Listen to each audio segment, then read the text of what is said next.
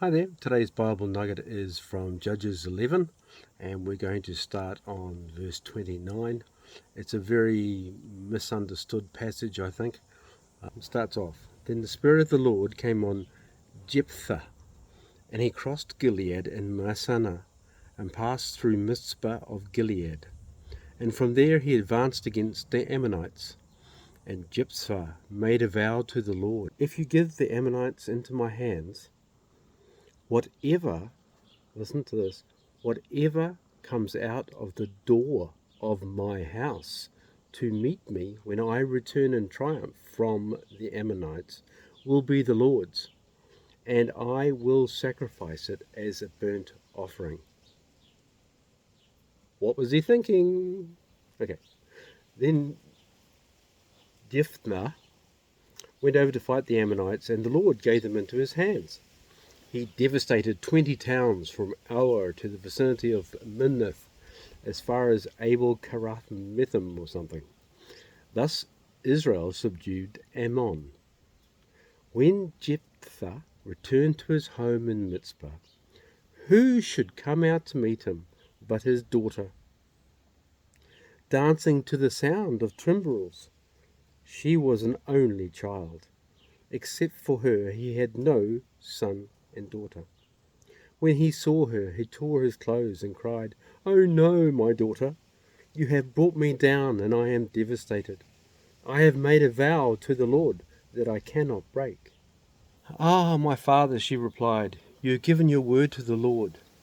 Do to me just as you have promised, now that the Lord has avenged you of your enemies, the Ammonites. But grant me this one request," she said. "Give me 2 months to roam the hills and weep with my friends, because I will never marry." "You may go," he said, and he let her go for 2 months. She and her friends went into the hills and wept because she would never marry. After the 2 months she returned to her father, and he did to her as he had vowed, and she was a virgin. So, everybody seems to think that God was fine with human sacrifice and burnt offerings. In other words, he was, after she'd been out in the hills and roaming around, that in actual fact what happened was he offered her as a burnt offering to the Lord, which means you put it on fire and you burn the whole thing. No. Okay, let's be really clear about that. Absolutely not. I can't see that at all from any kind of reading of the passage, or also from, come on, from God's character, for how he dealt with the Israelites. The reason that all the other Canaanites and Ammonites and all the others were being defeated was because they practiced these barbaric and horrible pagan practices. They used to sacrifice their children to their different gods, to Chemosh, to Baal, to the others. They used to sacrifice them and as a burnt offering.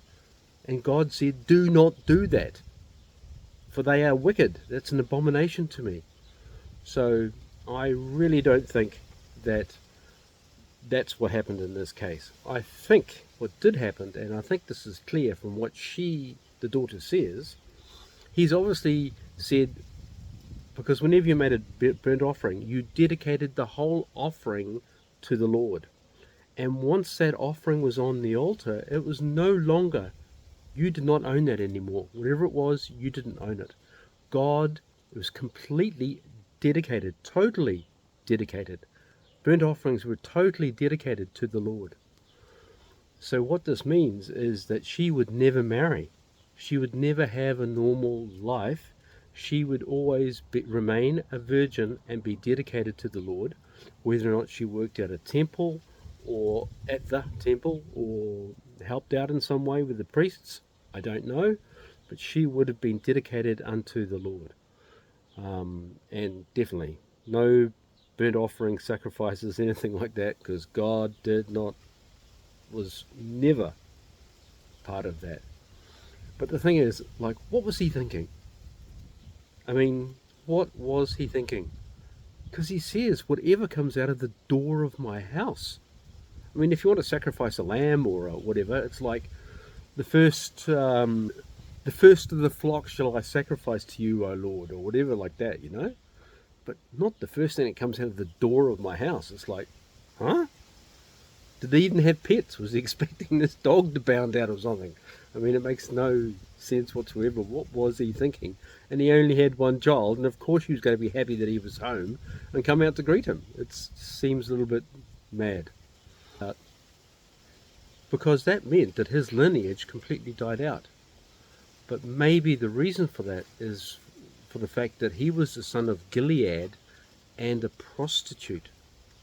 So he had a lot of problems with the different tribes of Israel because they didn't want him to lead them initially, even though he was a mighty warrior, because he was the son of a prostitute. But anyway, in the end, they wanted his skills and abilities, and so they said he could lead them, even though he didn't have a even though his genealogy wasn't that great. And, well, his father was great, but it's just that his obviously mother wasn't. Anyway, I'm not sure if that's why his genealogy ran out with him, or what the reason was, but what's the moral of the story? Don't make dumb vows to the Lord.